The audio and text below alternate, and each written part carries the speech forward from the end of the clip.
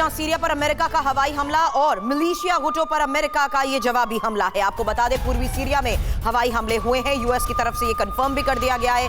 ईरानी revolutionary guards के ठिकानों पर हवाई हमले को लेकर बड़ी खबर आई, जहां महत्वपूर्ण था कि किस तरीके से अमेरिका ने F-16 से इन हवाई हमलों को अंजाम दिया है। एक बार फिर से बता दें, पूर्वी सीरिया में हवाई हमले को लेकर यूएस की तरफ से ये साफ तौर पर कहा गया कि कैसे इन हमलों को अंजाम दिया गया, क्योंकि मिलिशिया गुटों पर अमेरिका का ये जवाबी हमला है। और जवाबी हमला इसलिए क्योंकि सीरिया पर अमेरिका के इस हवाई हमले को लेकर बड़ी खबर आई, जहां यह साफ हो गया कि ईरानी रेवोल्यूशनरी गार्ड्स के ठिकानों पर हवाई हमलों को F-16 से अंजाम दिया गया। जी हां, बड़ी खबर है। सीरिया पर हमले को लेकर अमेरिका का बयान। राष्ट्रपति बाइडेन के निर्देश पर हवाई हमला हुआ।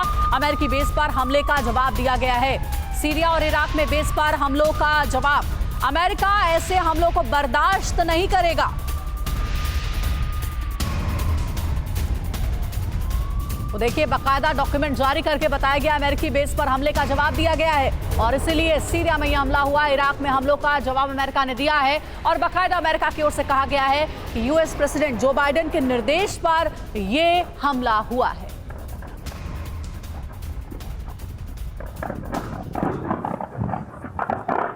देखिए, स्क्रीन पर दो बड़ी खबर आपको दिखा रहे हैं। सीरिया पर अमेरिका का हवाई हमला और जो बाइडेन के निर्देश पर यह पलटवार किया गया। अमेरिका ने जवाब भी दिया है। मिलिशिया गुटों पर यूएस का जवाबी हमला।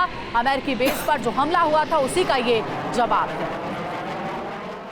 तो सीरिया में हमले को लेकर आज की ये सबसे बड़ी खबर है, जहां अमेरिका के जवाब पर हमारे एक्सपर्ट्स के साथ भी करेंगे चर्चा। उससे पहले इंफॉर्मेशन वॉल पर जानिए किस तरीके से इस हमले को लेकर बड़ी बातें और बड़े दावे किए जा रहे हैं, क्योंकि आत्मरक्षा के लिए सीरिया में हवाई हमले को लेकर यह बात अमेरिका की तरफ से कंफर्म कर दी गई है कि हमला आत्मरक्षा के लिए हुआ। ईरानी रेवोल्यूशनरी गार्ड के 2 ठिकानों पर बमबारी की गई है। सीरिया में हमला हुआ है और अमेरिका ने जवाब दिया है। सीरिया इराक में अमेरिकी बेस पर हमले का ये जवाब था, ये अमेरिका ने कहा है और अमेरिकी बेस पर 17 अक्टूबर से जारी हमलों का ये पलटवार था। हालांकि महत्वपूर्ण ये था कि सैन्य कर्मियों पर हमला बर्दाश्त नहीं किया जाएगा। ये बात एक बार फिर से दोहरा दी गई है और ये भी साफ तौर पर कह दिया गया कि इजरायल हमास नहीं चाहता, अमेरिका संघर्ष नहीं चाहता, लेकिन इजरायल बेस पर हमले अभी तक रुके नहीं है। इसलिए इंपॉर्टेंट ये हो गया है कि किस तरीके से इजरायल हमास की इस जंग से कोई भी इसका कोई संबंध नहीं है। एक बार फिर से बता दें, ये आज की सबसे बड़ी खबर है, जहां अमेरिका की तरफ से इस हमले को लेकर तो जानकारी दे दी गई है, लेकिन ब्रिगेडियर रिटायर्ड शरदेंदु सर रक्षा विशेषज्ञ के तौर पर हमारे साथ है और एवीएम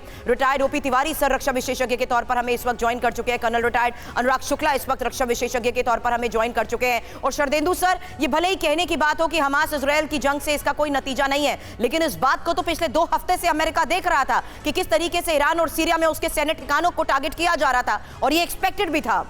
ये देखिए, जो एक्शन लिया है अमेरिकन आर्मी ने, ये बहुत ही जरूरी था और ये उनकी साख पे क्वेश्चन मार्क कर रहा था। और कई तरीके से उनके यहाँ इंटरनल बड़े प्रोटेस्ट हो रहे थे कि अमेरिका के ठिकानों पे हमला हुआ है सीरिया में और लेबनान में और इराकी बेस पे। अगर उसका जवाब यूएस नहीं देता तो उनके जितने मिलिट्री बेसेस थे अरेबियन कंट्रीज में, सब पे स्ट्राइक होता और शायद उस समय इतने बहुत लेवल पे रिप्लाई देना मुश्किल हो जाता। लिहाजा अमेरिका का यह स्ट्राइक बनता था। उन्होंने देखिए जो क्लेम किया है, बोला कि IRGC पे किया, मतलब कि ईरान रिवोल्यूशनरी गार्ड कोर के ठिकानों पे किया हुआ है, जिससे कि आगे उनके जितने भी मिलिट्री बेस हैं मिडिल ईस्ट में उन पे स्ट्राइक नो। और साथ में एक सॉलिडारिटी इजराइल के लिए तो है ही ऑल द टाइम, और बार बार वो इजराइल के मिलिट्री एक्शन को सपोर्ट करता है। गाजा पे हमले इसलिए नहीं ग्राउंड एक्शन हो रहा है क्योंकि बंधकों का इशू बहुत है। और दूसरा इशू यहाँ मैं बोलना चाहता हूँ, जो अरेबियन कंट्री की एकजुटता, अगर ग्राउंड फोर्सेस स्ट्राइक पे चले जाते हैं तो शायद वो एकजुटता और पुख्ता होगी। ठीक है, यानी कि सर आप ये कह रहे हैं कि अमेरिका का ये पलटवार बेहद जरूरी था संदेश देने के लिए।